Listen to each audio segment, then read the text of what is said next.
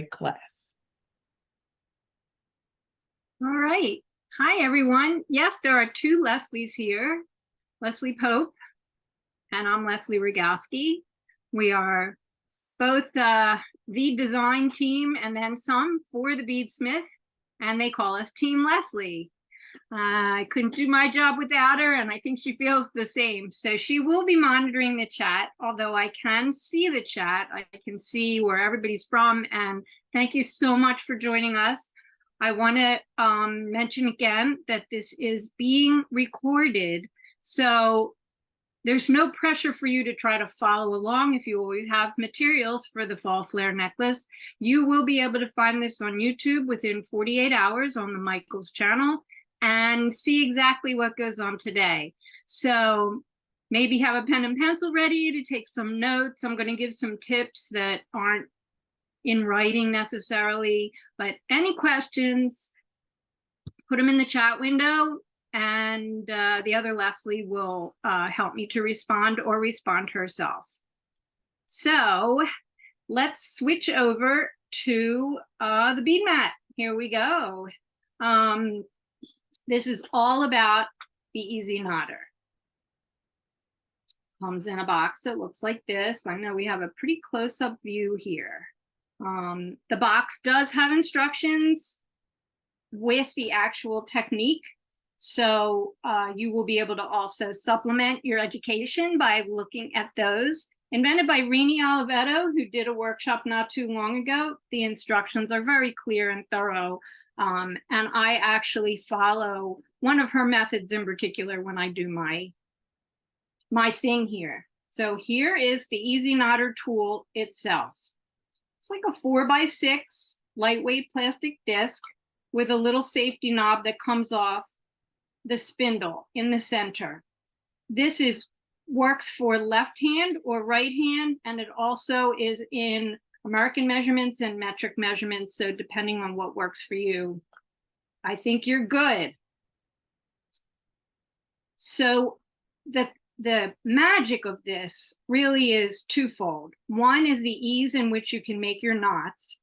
And the most important thing is probably how easy it is to measure as you're stringing a finished necklace so that you can put a knot exactly where you want, either up against your beads or space it out in between. And that is just such a broad range of design options.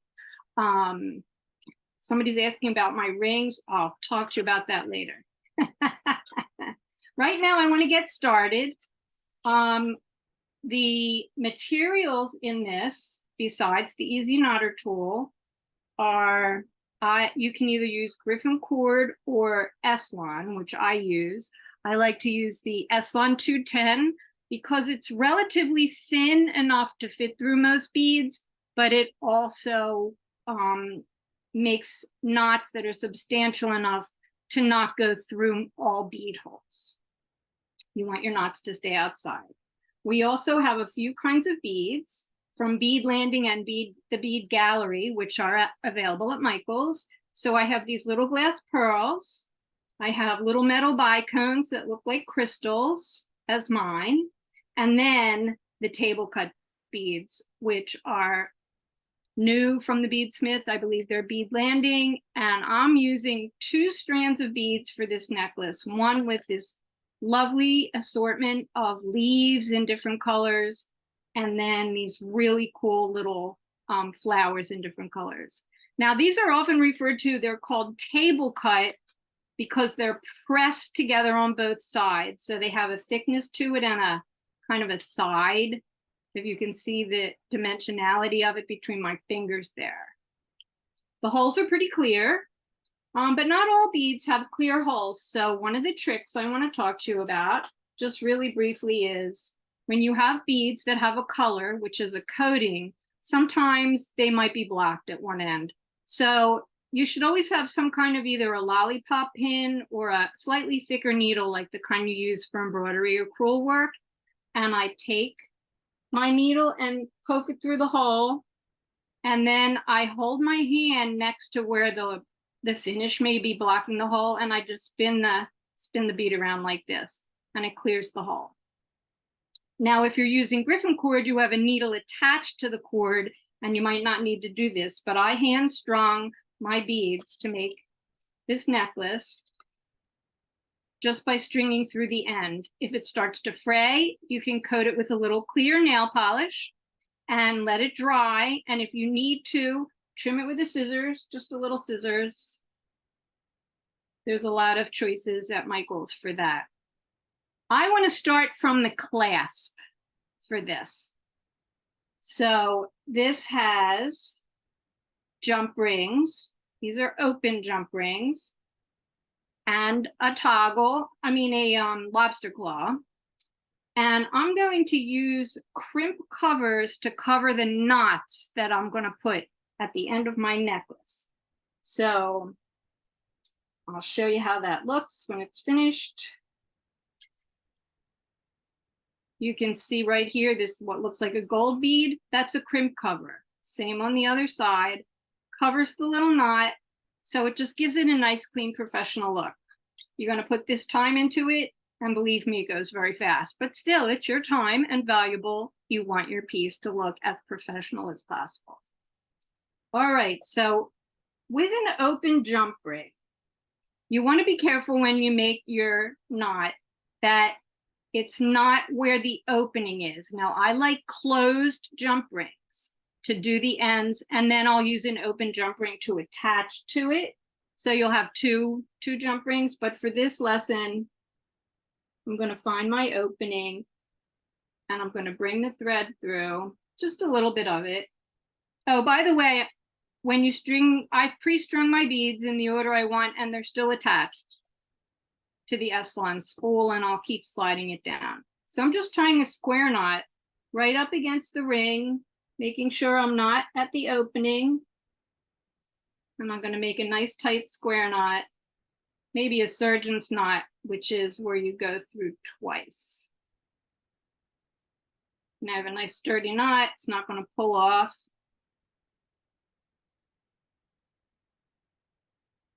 And you're going to take some hypo cement and you're going to dab a little bit on the knot, let it dry. So let's pretend that's happened. Now I'm going to take one of my crimp covers and I'm going to slide it over the knot that I just made and make sure the knot is inside that crimp cover. I know this looks a little fiddly. So let's get that together right there. You should be able to see that it's inside the crimp cover. You can use a crimping pliers to close a crimp cover like this, or you can just use a flat nose or a chain nose. Is that regular or Slon? The Slon is 210, so it's pretty fine. There's also a question about how long your thread should be for the project. The thread should be work from your spool. As long as you just string all your beads, you're going to lay them out and kind of plan how far you're spacing it. By leaving them on the spool, it gives you extra thread as you work. But if you wanted to not work from the spool, I would leave 12 inches beyond the length of the necklace that you want the necklace to be. So I hope that answered your question. All right, so we have the crimp over the knot. I'm going to come in and carefully, gently close it and work my pliers around to make it even so the edges are even. And now you have a clean, looks like a little bead. Now this will be glued, so don't worry about taking your scissors or a wire snip. And I should mention that I am using the, whoops, can you hold it up to me for a second, Felicia? Because this is too big to show. Look for the super fine, thank you. Look for the super fine tools, the super fine series 4-piece in Michael's. It has a flat nose, a round nose, a chain nose, and a snip. And they're really wonderful for like medium to fine jewelry work. The handles are extremely comfortable, they're ergo. So Can that's you what show I'm the front of using. the box? Leslie, What's that? can you show the front of the box? This is the front of the box. Oh, that is the front of the Yeah. box? Oh, okay, never mind. That's the front of the box. So it's a Okay. red and black box, big BeadSmith branding, doing my job. And it's probably hung on a wall. It has where the other BeadSmith tools are. So it's got that little hangy thing. All right, thank you. Back to this. So I'm going to take my snip, wherever that got to. All right, I'll take another one. And you're just gonna, the little end, you're gonna snip that off. Don't snip your long thread. There you go. Now you have a nice clean ending to which we're gonna add a lobster or another with another jump ring later on. So I want my first beads to be right up against, I'm going to show you the one that's made. I want my first beads to be up against the crimp. So I'm going to have a glass pearl, a bicone, and a glass pearl. I have my beads strung here. So I'm going to bring my first bead down. I don't need to make a knot yet because I want it against this, right? And I'm going to bring these 3 beads together as a group and make a knot. Now, 2 fingers, I'm right-handed. So I think I'm going to turn this around so that the American measurements face me on my right-handed side. With my non-dominant hand, I'm going to take this around and make an X and bring the beads up through this loop. Now with the loop facing towards yourself, I'm going to put it over the spindle and put my finger on the spindle so that nothing comes off. Now, this is not knotted in position. Keep your finger there and you're going to pull your beads right up to the spindle. And don't try to make them lay straight like this. You're going to let them just be on their own. Then with 2 fingers and my thumb, I'm going to pull this off the spindle, keeping it just like that. Give a tug, and the knot is right there. Can you see that? Now I want my next bead, group of beads, to be a 1/2 inch away. Let's pick a 1/2 inch. All right, so actually, we're going to do the same thing. We're going to make an X, bring it around the beads that are already strung, put it on the spindle with the loop facing you. Whoop, did I bring them all in? Yes. All right, so it's on the spindle with the beads on the loop. That's wrong. Sorry. Let's do this again. I have to tell you that my studio is extremely warm. Here we go. All right, so I want to make a knot to leave the space without the beads. So I'm going to bring the first beads that are just strung. I'm going to make my X, bring the beads up through the opening. So now I have a loop, no beads. The loop's facing me. Put my finger on the spindle, pull it. Now I'm going to pull with my non-dominant hand and bring the previous knot down to the 1/2 inch mark, like that. Now I'm going to use 3 fingers, my thumb and 2 fingers, like a little tripod. And with this sitting right at the 1/2 inch mark, I'm going to take my fingers, I'll turn it so you can see, my thumb and 2 fingers, and I'm going to carefully lift it off the spindle, give a tug with my left hand, and now I have a knot right at the 1/2 inch mark.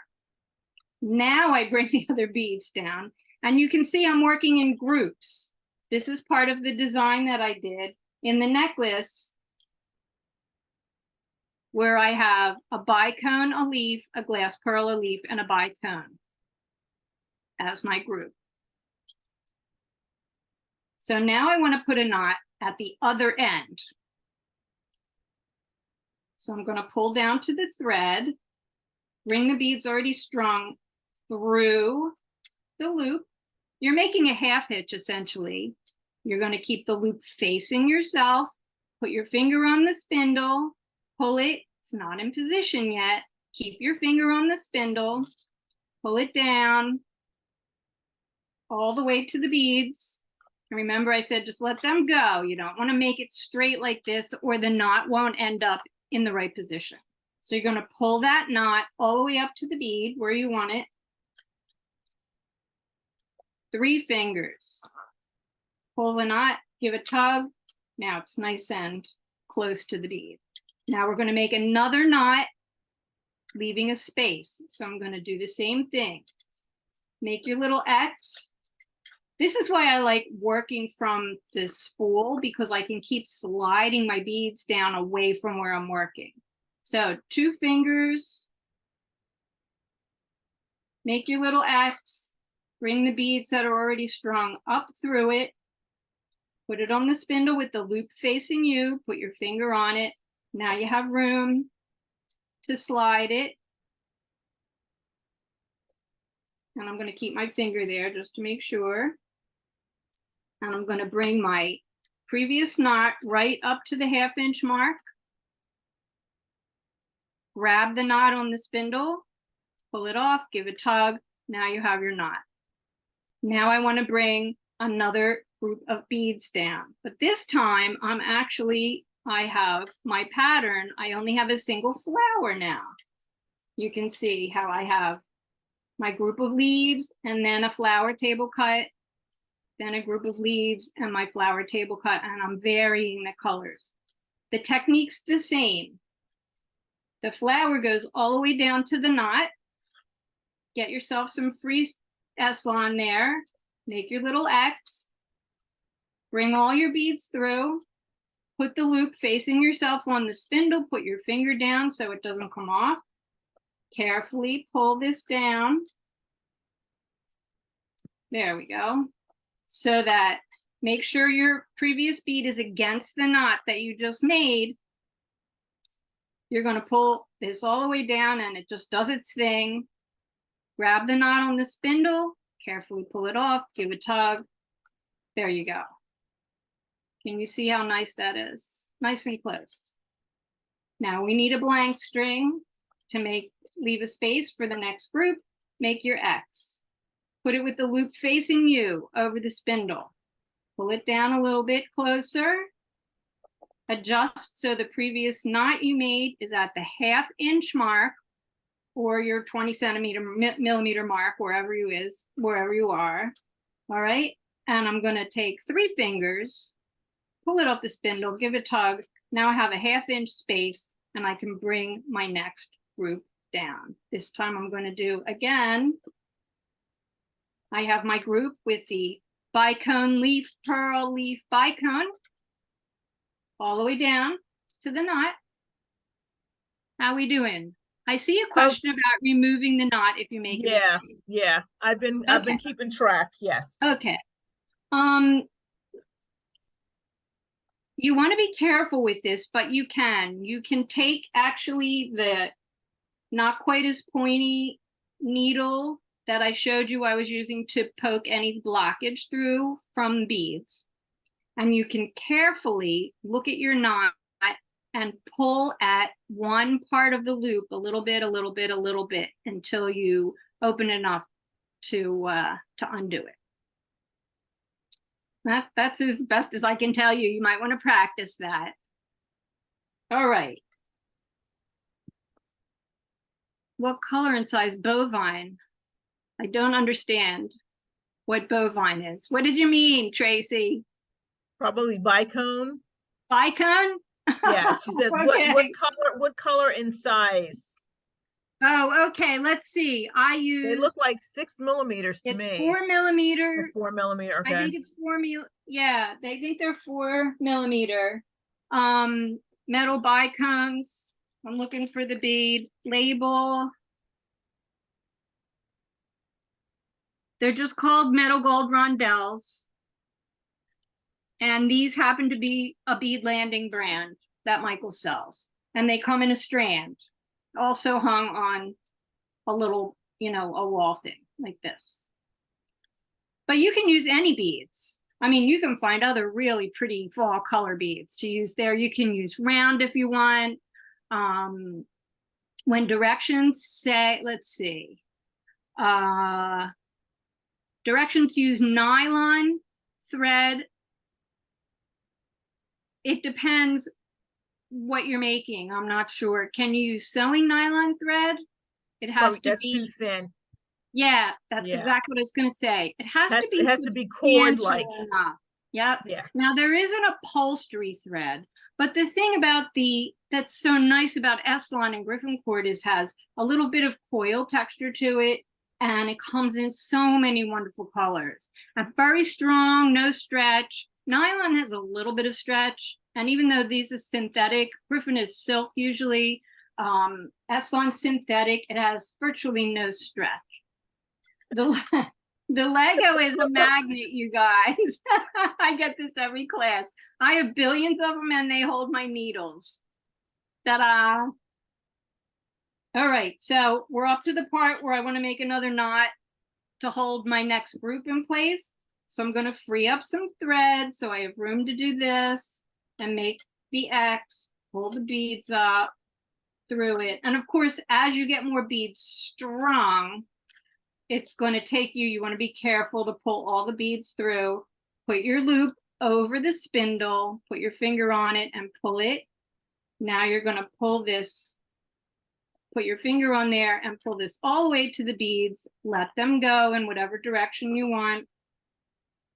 I use 2 fingers to do a knot next to the bead, because if I use 3, like I do with a single knot, I tend to move the bead away from the knot a little bit. So I'm pulling this up and I'm going to put your finger and your thumb right on the knot, carefully pull it off, give a tug with your non-dominant hand. There you go. Now we need a space.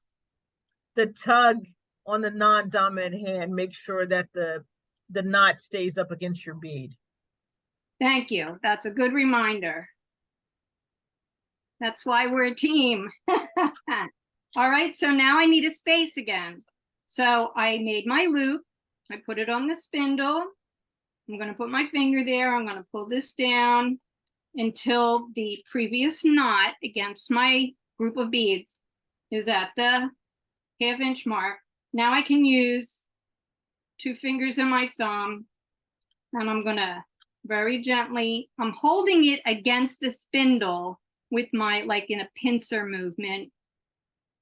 Don't pull your beads away. Bring it up off the spindle, give a tug with your non-dominant hand.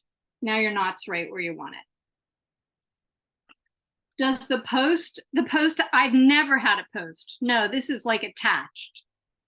The cover for when you put it away comes off for safety reasons. That just comes on and off when you store it. But this is in there. Here's the underside of this. It's completely finished.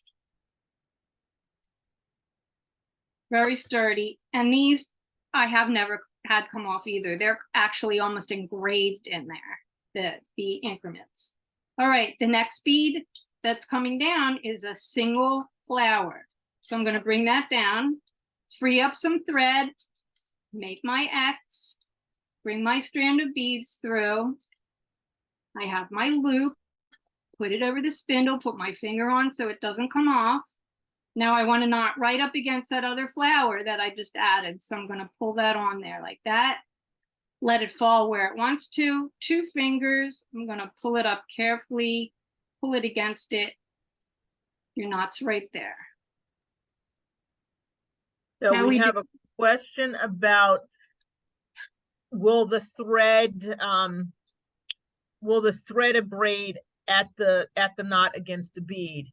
I was going to say most of these beads have very smooth holes, but for any bead that you think has a rough hole, if you stick like a seed bead on either side, that will keep the knots from being abraded at the hole of the other bead.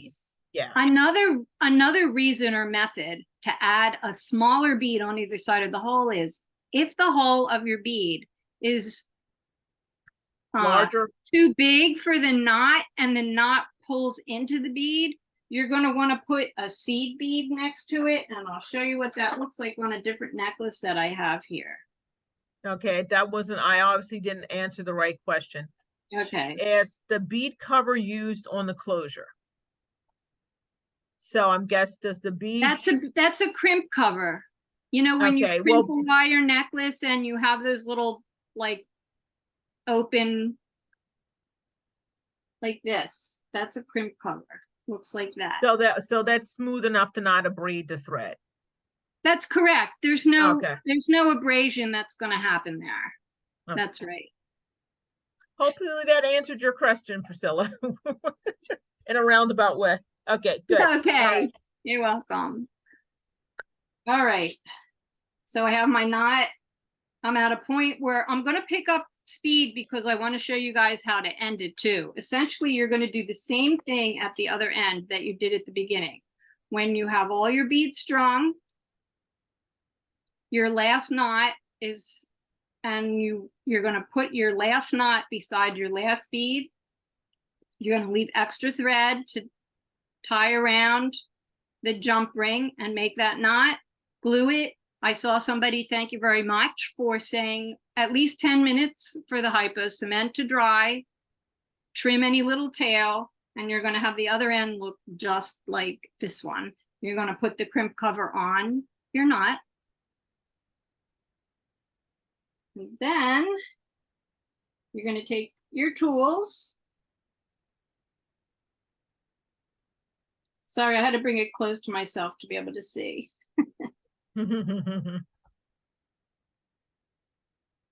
Okay, so I have my jump ring, always this way. You're always doing it this way. You never open a jump ring this way. So it looks like this. And you're going to use a jump ring to hook your toggle, your lobster, and hook the end. And then you're going to grab one side of the new jump ring with one pliers and the other side with the other, and carefully bring them together. And you should hear that little click when the two sides come together. And this end is finished. On the other end, you're not going to put another lobster. You need something for the lobster to clasp onto. So all you have to do is add another jump ring. So in total, you need 4 jump rings to complete this necklace. Right, should I keep going? Oh, thanks. Well, it's 2:30. How do you want to completely finish it, or you want to do a couple more and then show them how to finish the other end? Yeah, why don't I'll keep going fast. Let's see how fast I can do this. All right, I have my flower with both knots. Now I need to leave a space. Make my X, bring my beads through, put the loop on, always keep the loop facing yourself. Put my finger down so it doesn't come off. Give a tug with my non-dominant hand. It slides very easily on the spindle. Make sure my previous knot is right where I want it. Lift it up a little bit, 3 fingers, give a tug with my non-dominant hand. There's the knot with a 1/2 inch space. Bring the next group down.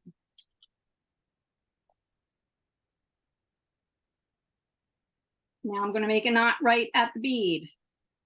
So I'm going to make my X, bring the beads through, keep my tools out of the way. Make sure you get all the beads through that are in that group that you're knotting. Loop facing you, finger on the spindle. Easy, snug. Pull it down all the way to your beads. Let them fall where they may. Make sure that the knot is against the bead. So make sure that's tugged tight enough. Grab it with your thumb and forefinger, pull it off, give a tug. All right. Yes, you can make a bracelet. I actually could end this right here. Why don't I do that? So I can show you how to end this. So what I'm doing is I'm leaving a fair amount of thread from my end. Now, if I was making this to fit, I probably would have stopped earlier for myself. This is a little big for me, but You can also make a shorter length of another second necklace to fit inside the necklace that is longer. You can have layers of these. So to make a bracelet, I already have a knot on the end. I'm going to leave myself, I'm going to say this is about 8 inches just to be comfortable. And I'm going to cut my thread. Okay. Now I'm going to, I already have a knot on the last beads that are in my bracelet. So this is a little asymmetrical. I would make the other end of the necklace look the same like this, but just so I can show you how to end it on the other end. All right, these are all knotted. I'm going to take my thread through the jump ring.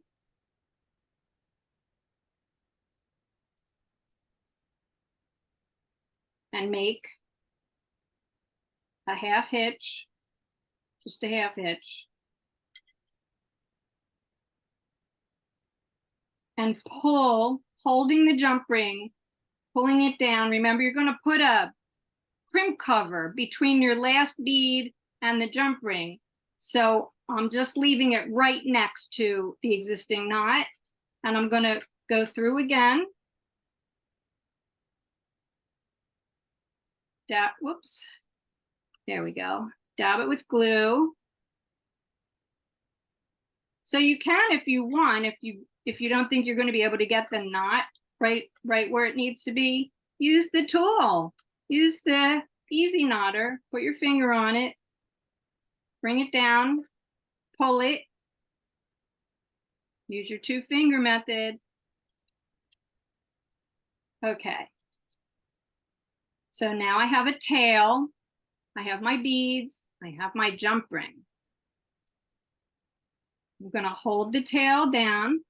I'm going to slide my crimp cover on and make sure that knot is down into the crimp cover. So you can use the round nose pliers from your Ergo tool set, which has a little finer nose, and just kind of nudge that knot right in there.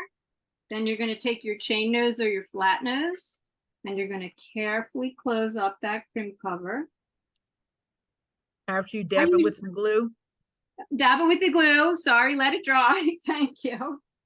Here, dab it with the glue so you have it on recording, right? The crimp cover still open. Dab the knot with the glue. Put the crimp cover on. Carefully close that up. Kind of work around so that that end is done. Now you have your little extra end. You can use a scissors or a snip. And there is your bracelet. Now you can just attach the toggle to this single ring, but because I'm Miss Symmetry, I need to put another jump ring on there. You can also, it's better to err on the shorter side when you're stringing like this for a bracelet, because you can always add extra jump rings at your closure. So I'm going to take my 2 pliers and there it is. Find my opening.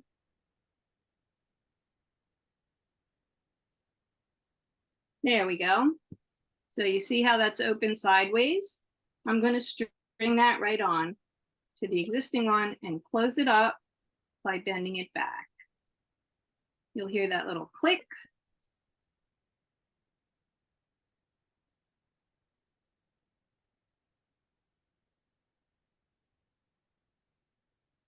And there we go. Bracelet. And you have a necklace with these lovely summer into fall colors of table cuts, glass pearls, bicones, Ergo tools, and the easy knotter from the BeadSmith. Any more questions? So there was a question a while back, and it said there's a 3-inch sticky strip, and I'm guessing the way your thing was moving around, it should go on the back of the easy knotter. And I guess you could place it where you want it so it's not sliding around on your surface. Oh, I know what you're talking about. Yeah, that's so it doesn't slide around. Yeah, yeah. I never immobilize my tools. That's just me. Me either, but yeah, but that was But a it question really way doesn't back. slide a lot. Like you can see that I have this. This is a Velux mat, like that, you know, a regular bead mat. And it doesn't slip out from being used. Also, you kind of have your hands on it. You're pressing down on the spindle. It's very, very manageable. And this is such a go-to tool. You can do the same thing stringing like a dressier necklace, I'll say, by making just a single knot in between each bead. I don't think I have a sample of that, I'm sorry to say. But if you're stringing, you mean like pearl knotting. Like pearl knotting, like right? pearl And knotting, I would strongly advise Griffin cord with the needle attached, because pearl holes tend to be pretty small. You don't want to be doing my trick to clear out your pearls, and you know, most of us don't have the time or the desire to ream out every bead we're going to use. Reaming means you take a special reamer tool and it kind of files a bigger hole inside. All right. Thank you. Felicia just gave a link for the Microfine 4-piece plier set. And someone had a question about your rings. We weren't quite sure what the question about the rings were. What was the question that about? Was, I don't know, it was way back. Who asked that question? Who asked the question about Leslie's rings?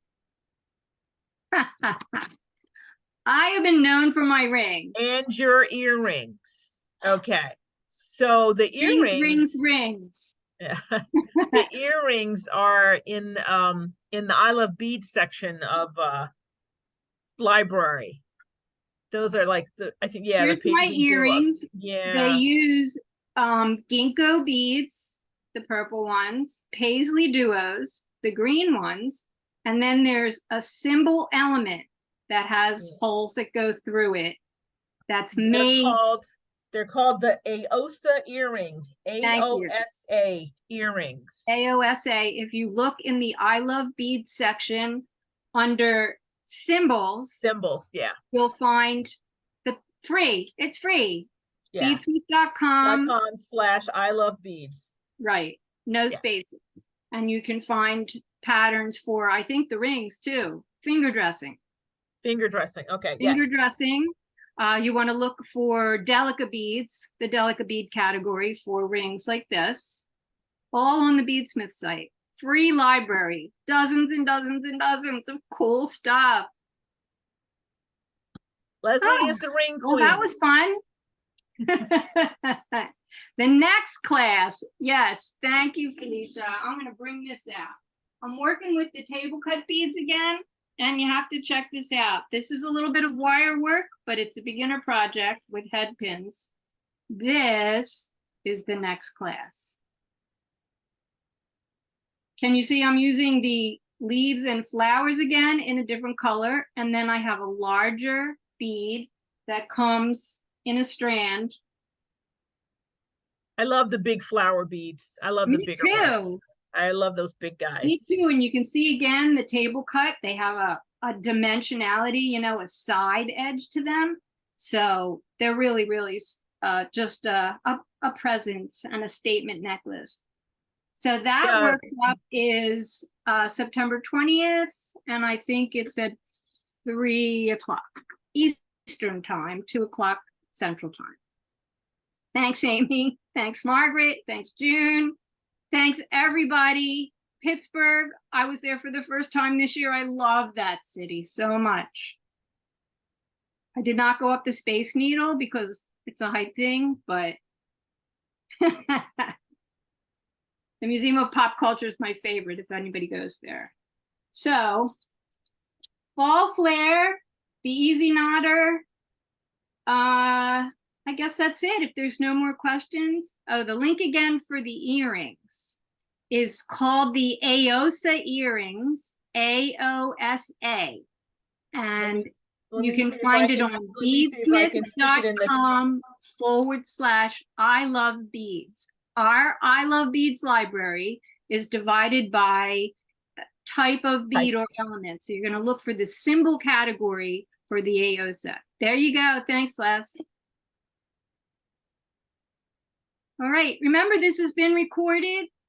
Within 48 hours, it'll be up on the Michaels YouTube channel. Felicia, as always, couldn't do this without you. And especially thanks to Leslie Pope. Couldn't do it without you for sure on a day-to-day basis. Yes, and please share your projects that you make and your version of this on our social media platforms. You can see Felicia's posted some of the hashtags. Yeah. Hashtag make it with Michaels, hashtag learn with Michaels, hashtag Michaels classes. Thank you everybody for joining us on this Wednesday. Stay safe out there. Enjoy the last dribs of summer. And we love beads. Bye.